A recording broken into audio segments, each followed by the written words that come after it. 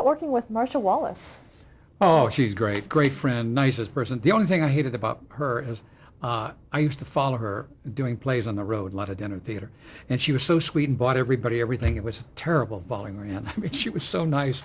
I love following bad people. I'm not going to mention their names.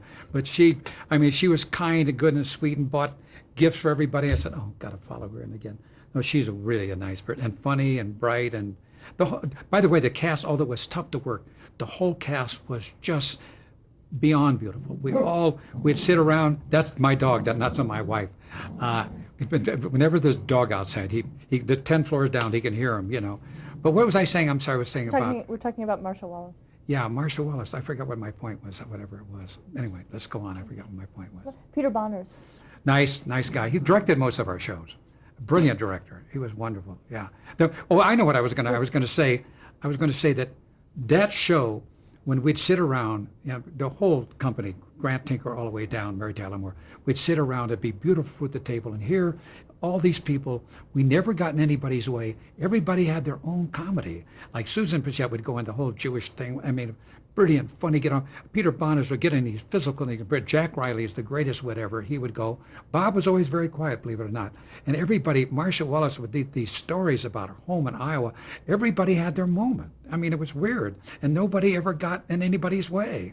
It was just, we'd sit around. It was the most off camera. It was the most wonderful experience. And we went out every night after the show, the whole cast. It was just bright people, smart people, kind people. It was just, the Genie people, we never saw each other socially, ever.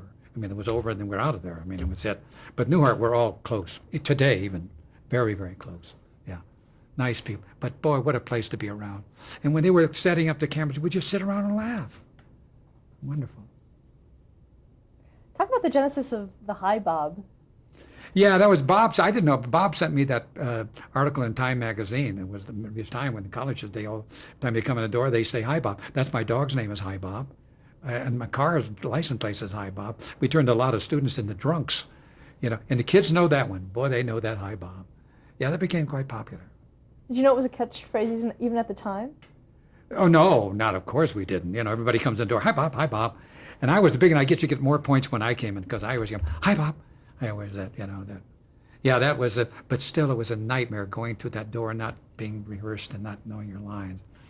Just trying to get through it. Boy, whew. It worked for my character, the insecure character, you know.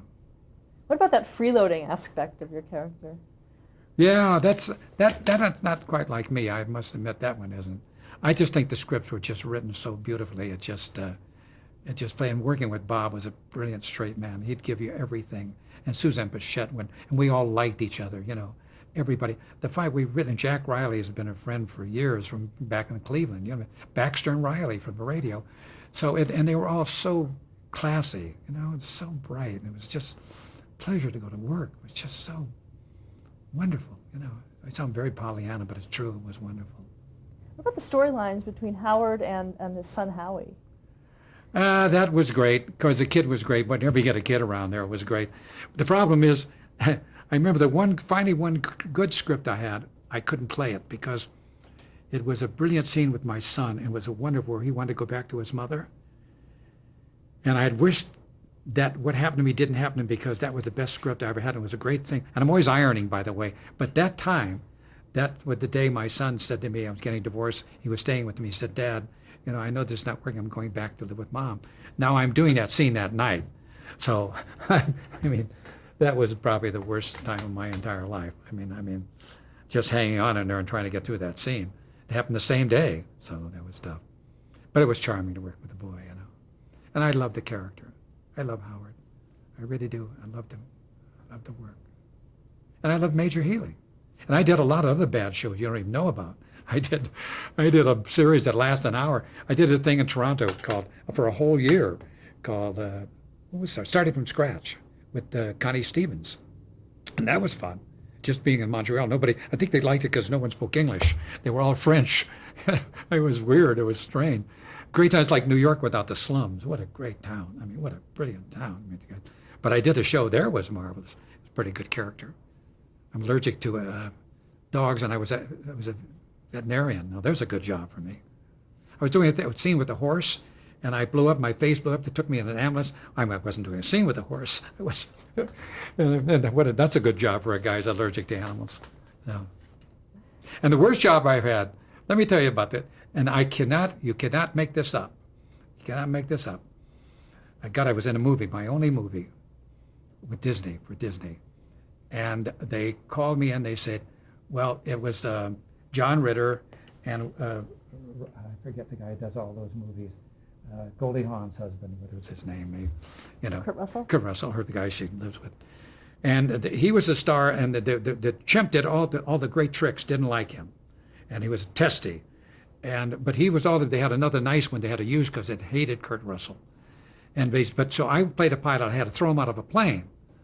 So he said, you got to audition for the chimp. I swear to God, I had to audition, took him out to dinner, had sex with him. No, that part I'm being silly about. But I go in, the chimp jumps up, and he said if he puts his mouth, that he likes it. Now I'm holding him. Now I just worked with Ray Walston, who the chimp bit off the whole side of his face. I did the best thing a series I ever did in my life with called was Inside Out, where Mike Henry played Tarzan. The whole side of his face and neck was bitten off because chimps. These are guys I know, and this chimp was going. And the guy said the chimp likes you. Got the part, and I got the part. Now if that isn't the end of everything, and then we did the thing, and we did the thing called. Oh no, that was another. Sorry, that was another chimp. We did a thing with a chimp. A brilliant, the best show ever called Insight with Farrah Fawcett. It didn't sell. I don't want to go to the reasons why. And we had two chimps, right? So the chimp is going down. We had a chimp is going down, breaking the bank. The chimp goes down, breaks the bank, and he's got a gun. Our chimp, the good chimp, and all of a sudden they got a bank chimp there. So the bank chimp comes out, and the chimp says, "So wants him to put down the phone. Won't put down the phone. Okay, take two." The chimp comes down. Farrah Fawcett related. Chimp comes down, and chimp says, "Put down the phone." Chimp will put down the phone. Do it again. Like 15 takes later, finally, the trainer comes up and says, "Excuse me." He takes the chimp, takes it back, and he goes, "Here." The most terrifying scream I heard in my life. We come back in, chimp comes down, put the phone down. Okay. Every take, put the phone, okay. They must have been, it was the most terrifying scream. They should do that to actors too, I'll never forget that. Chimp, every take. Put down, okay, I'll do that. But chimps are dangerous, if they get old, they get a little testy, So that's that chimp, and he did snap at me at the end on the Disney movie. He snapped at the end. I said, "That's it. I did not but 10 takes." He said, "No, that's the end of that. No more." So that's my chimp stories. Let's go back to the Bob Newhart show. Why did the show end? I think Bob wanted out. Well, first of all, it ended the fifth year. And Bob didn't want to go because if they always handled all the problem guys. I think Wood was his name, the head of NBC at that time. Bob Wood, I think that was his name. And they always, all the problems, they had so many problems with different shows, and it was a nightmare. Bob's the sweetest, kindest, wonderful guy. No problems. We're all nice. And Tara Lamore gets all the fanfare. She gets her. And Bob, I think, was just hurt because no one ever said anything, no one. And he just said, "I'm quitting." And finally, at the end of the 5 weeks, Bob would come up and said, "You can't leave. We need you." Bob said, "Okay." So we went another year, but I think he was just it was time to go. But that show never was popular. If we hadn't been ensconced between two brilliant stars like All in the Family and Mary Tyler Moore, we'd have never made it. The show on syndication is like lost because it's so Bob Newhart gives you half and you have to do the other half. The show is extremely subtle. And it wouldn't have worked. I think we just did it now. I don't think it would work. That's not the kind of humor. Bob Newhart's humor is so subtle. It's, my mother never understood Bob Newhart.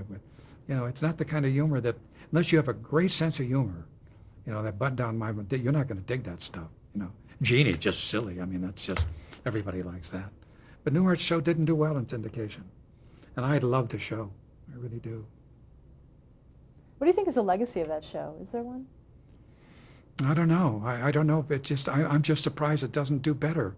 I watch it I hate watching TV, all of the sitcoms. I hate them all, including ours, but my wife Becky watches it, and I watch it sometimes, and it's wonderful direction. It's just done so well. I think it's just so low-key. We were voted one time the least violent show, including cartoons. We really were.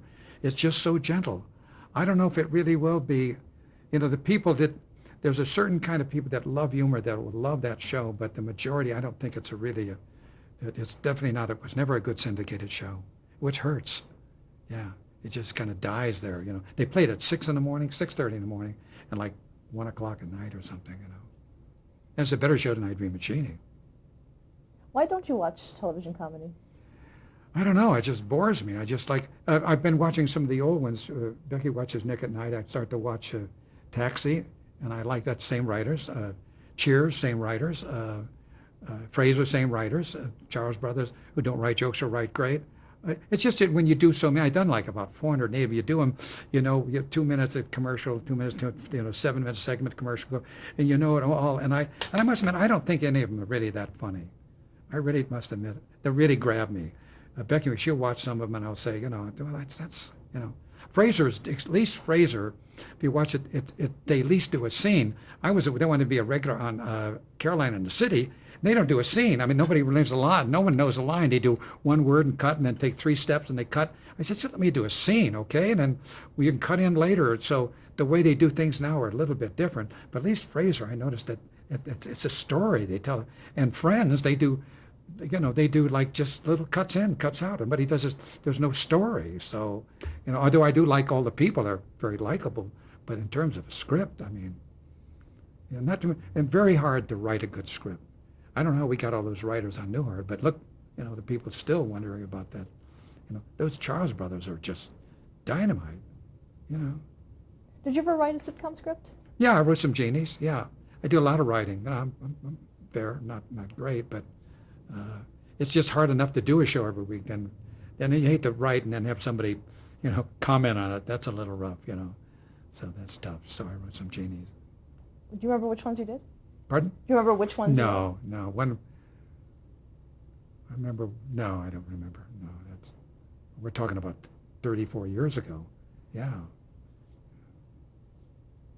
Talk about appearing on Alf. That was incredibly hard to do because I had never seen that show, and that was the Patchett and Tarsich. What's your name? Tom Patchett called me in. He says, "Well, you don't know who Alf is, you know. I mean, it's going to be, and when you see him, you know, you got to do this reaction, and because I'm a psychiatrist, right? So I get in there, and it's weird because they work out in the factory because they put a new floor in. What they do, they saw the floor out after you stage the whole thing, so Alf can walk along, you know. And when I saw Alf, I had to act because Alf looked like a bad Muppet, you know. It wasn't scary at all. It was just like a kind of weird thing. So, but it was fun to do. But it was, you know. But once again, the writing was average. You know, after Newhart, come on. I mean, it was fun to do. You know. But I saw him. I said, boy, that's a ratty looking thing. And when you're working, it was kind of weird because he's walking down. They got somebody walking along. You're going to fall down there in that little groove. But it was fun to do.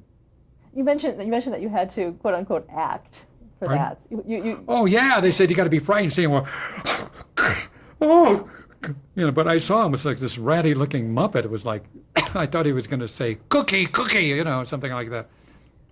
It was, but that show was, you know. But thank God, the guy's a wonderful guy that does him, and he's making a fortune doing commercials now. Oh, thank goodness, man. They're really, you know. What did they do? What commercial did they do? They do something. Alf does. It's a shame that they're doing a commercial. I don't know what the product is. Oh, it's one of those phone calls things. Yeah, one of those. For 10 cents more, you get 18 billion hours or something like that. Yeah. You also appeared on The Love Boat. Yeah, that was. I'll never forget that one because I was trying to work out this comedy stuff. He said, "We don't do comedy. This is serious. We don't want to go for the joke." And I only did it because Patsy Kelly was on, who was my favorite actress. She's about 100 now, died a long time ago. But she was my favorite actress in all the Rich Brothers movies in the 30s and 40s. But I had a wonderful part, but and a wonderful people I cast were wonderful. But and I had the cheerleaders on, the Dallas cheerleaders, and the girl, I think I may have been 60 then or something. The girl she played my no, God, it was a long time ago. Maybe I was 55. Well, she was like 16. Was one of the Dallas cheerleaders, was my girl. I said, "Guy's got to be kidding." I guess nobody cares, you know. But that show was that was. I did a really bad Love Boat, one like that with it was called Aloha Paradise, and that was a bad Love Boat. Did you know about that one with Debbie Reynolds? I worked with Debbie Reynolds, and I did a series. Connie Stevens. I just worked with Eddie Fisher's Old Wives. That's. And I even worked with Elizabeth Taylor. So no, that was like Lower Paradise was like a bad love boat. That was really awful. And Debbie was dynamite to work with. Dynamite. You also did Valentine Magic on Love Island. That's the worst ever. Oh, you met the director, right?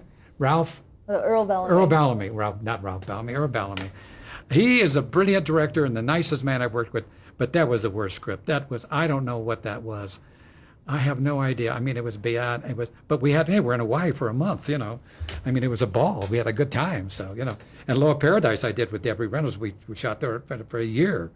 But no, that was terrible. I don't even know what that was about. I think I played a minister or something, Oh, gosh, that was just, but hey, we're in, great Chris Knight, from, what's Chris Knight from? Brady Bunch? Brady Bunch, right. Hey, you win a free cigar, I can't even say that. I've been talking so long, I better have some water. Yeah, he was over there. We had the best time, made some money, but that was awful. What did he say about it? We haven't talked to him yet. Yeah. Oh, you haven't seen him yet? Oh, yeah. He's up in Rio Rancho. He lives here. Yes, he does. My wife's saying no.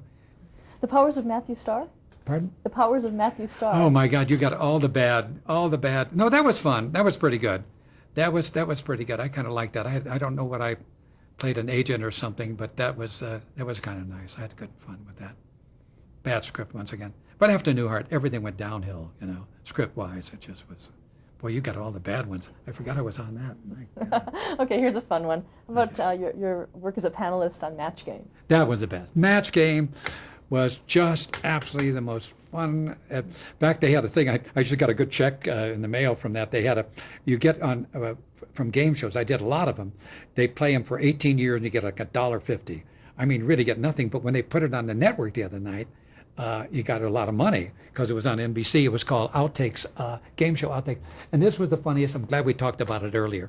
This show is who was a very dear friend of mine, Gene Rayburn. We came extremely close after that show. He laughed so hard he couldn't go on with the show. Stop tape. I was laughing so I would have money. The panel, we were crying. We could not go on. And they played this on the network. What it was, and they picked me. When they have a lot of money, they make an easy match.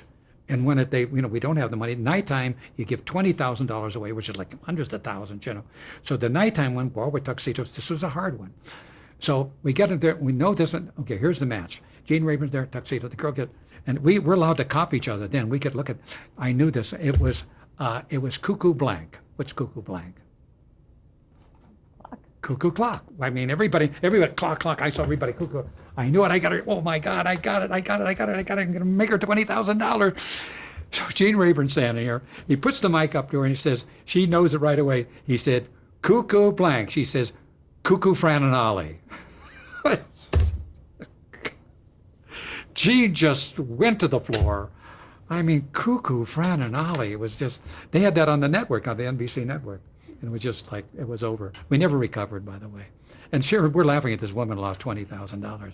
We thought of maybe Cuckoo Bird. We had a Cuckoo, but Cuckoo Clock was it. Cuckoo, Fran, and Ollie. Boy, that was a good one. What was it like being on the set of the Match Game? Oh, it was wonderful, fun. Because Gene was a good friend, so, that helped. We're good. And everybody was dynamite. Charles Nelson Riley is the funniest man that ever lived. And Betty White, I got to be with her a lot. We were good friends. She was fit. I hated her because she was funnier, quicker, and smarter than I was. She'd always come get the joke ahead of me. Very smart, very bright. It was fun. It was just fun. It was great fun. Did you have to do any preparation for it? Oh, no. Oh, nothing, no. Especially with all that trouble they had with the game shows, that brilliant movie, The Quiz Show. Remember that? I mean, they got all kinds of problems. So there's guys standing there. In fact, when I just did Hollywood Squares, when I got up, I said the question, and I held a piece of paper up to and said, no, and I put it down. We had to stay afterwards and reshoot that. So they asked me the question, so I didn't pick the paper up. So there's no hanky-panky after that quiz show incidents. That's no messing around. And even every once in a while during Match Game, if I had to pick up something or do something they couldn't see it, we'd have to do it over again, They had a show called one of the funniest men that ever lived, and we had an act together in Chicago. Is Pat McCormick. You know who he is? Pat McCormick. I was doing one of the worst game shows there was Hollywood Squares, Hollywood. I forget what it was. It was the worst. But you don't do anything naughty on shows. It's like George Carlin, the things you can say and can't say. You don't do anything wrong because they have to stop and go back again. It costs a lot of money, so don't swear, don't do these things. What was the name of the show? He was sitting next to me, and they asked him a question. They said, in what sport you get a scratch ball, which is billiard? He said, bullfighting. So we went on and on and on. And about 50 minutes of the show, cut! We went all the way back. We had to do it all over again, do the whole thing over again. So there's things you can say and not say, right away. So I'll never forget that one. Funny guy, bullfighting. That was great. That was just great. In 1985, you reprised your role for I Dream of Jeannie reunion. Oh, those are the worst. Those shows were just, I mean, we talked about the other night, Larry King show. I mean, I thought Larry was going to be on it. I'm in my dressing room, I'm dressing, and Wayne Rogers has got Larry's suit on. Wayne Rogers, I said he wasn't funny on MASH. Wayne Rogers, and that's how I found it. And that show was just written so badly. I mean, and then the even worse one, 15, then I get the next script. It's the worst script. I said, I can't do this script. And Barbara's saying, but Bill, and I never even talked to Wayne Rogers. I mean, it was all about Larry, even the show. I mean, we never even talked. Now this script is, and I said, I can't do it. And I said, where are you doing it? He said, in Vancouver. This script is not that bad. I think we can work this out, So I went up and spent 5 weeks in Vancouver, worked 3 days. Oh, great, oh, Vancouver. But it was awful. The script was awful. I don't know who wrote it. I don't know who okayed it. I don't know why it was sold. It was stupid. Things you just can't do. Why? No explanation why Major Nelson is not there. No explanation where he's been. Nobody even to replace him. But boy, and it even when you see it, it's worse. But boy, 5 weeks in Vancouver, I'm like a poor man's Michael Caine. Oh wow, You also did a You have a nice smile, by the way. You did a guest shot on the Newhart show. Yeah, I did all his shows. I just work when he works. Hope he gets another show and get another job, right? Yeah, I did that. I did Bob. I did a show on Bob. Yeah, we did a couple of them. We had a running gag with a good friend of mine, with Steve Lawrence, and it was Tom Poston, and the three of us were his buddies, and they're all good friends, So that was cool. No, that was great to be together. And did you ever consider working with him again on a series? Bob, if you ask me, are you kidding? I do a play, anything with him. I adore him. I love him. No, are you kidding?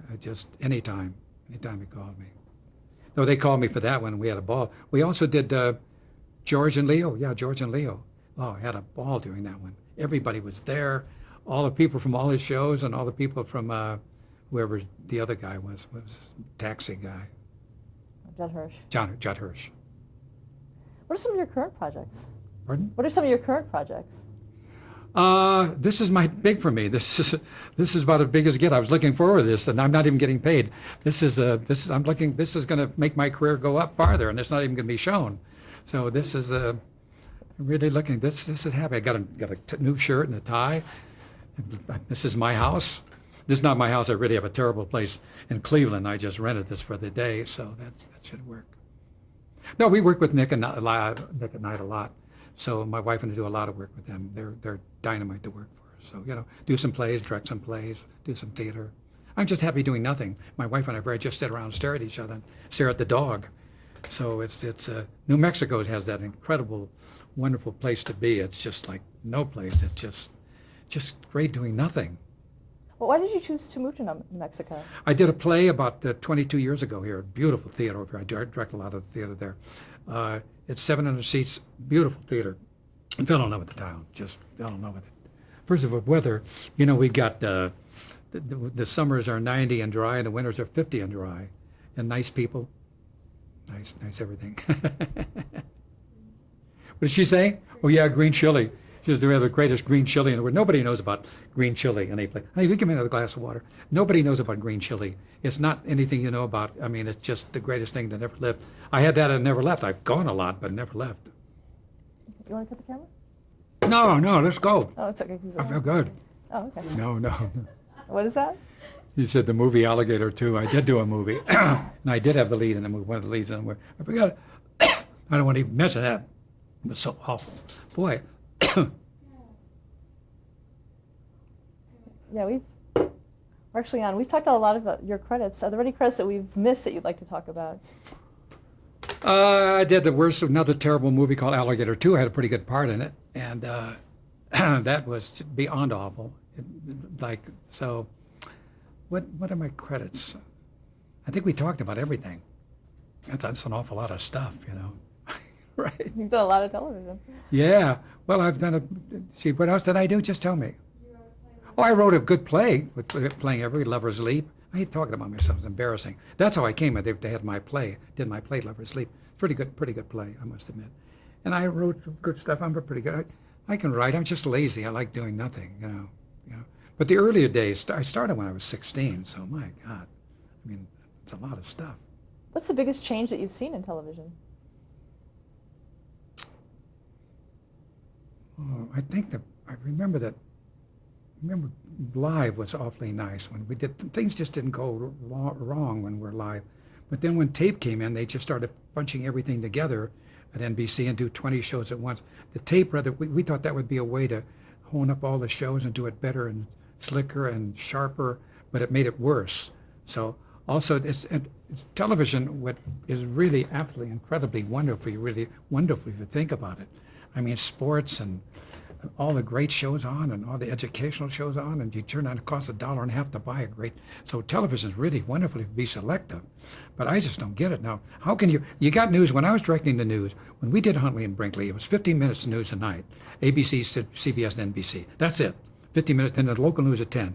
Now you got 20,000 billion hours. You got networks that have 24 hours. So you have to do a spin on a story that goes on forever. You got to take a story and do it inside out. These are 24-hour shows to watch. CNN, Fox Network, they go on. And then you got the network at night. So you got to, it's really just awful. But my kids weren't allowed to watch TV. But even Jeannie, because the school that they went to didn't believe in that. So maybe the folks can just, I think probably, I don't hate to get, a little philosophical on you, but I think the weight problem is a lot to do with TV with these kids, because when we were young, there was no TV. You got your old clothes, you went out and played ball or whatever you did, and my kids weren't allowed to watch it. But I mean, kids are not with the games. I mean, kids just sit and watch TV all the time, and it's on all the time. It'd be great. Maybe TV could be like in London and England when they have the pubs close at 3 and 2 and open at 5 again. Maybe just close down at like 2 and start at 6 or something, have a break. But TV is really wonderful. I mean, the things that are on there, I'm a sports fan. I mean, wonderful. I mean, really some wonderful movies. So if you could just, the family could say, this is what we're watching, and certainly watch what you're watching, And it's how many writers, in those old days, those movies that you saw that were great, there was only one of those every 3 years. All those Casablanca, 90% of stuff was B movies and bad writers. So you just remember the good ones. It's the writing. It's impossible. Newhart, those great writers, they'd work day and night. They'd come in the morning, rewrite all night long, and then all the weekend, and they'd get burned out, and then they'd have some other writers come in. I mean, it's the writing. It's impossible to write good stuff. Let's stop here to change the tape. Pardon?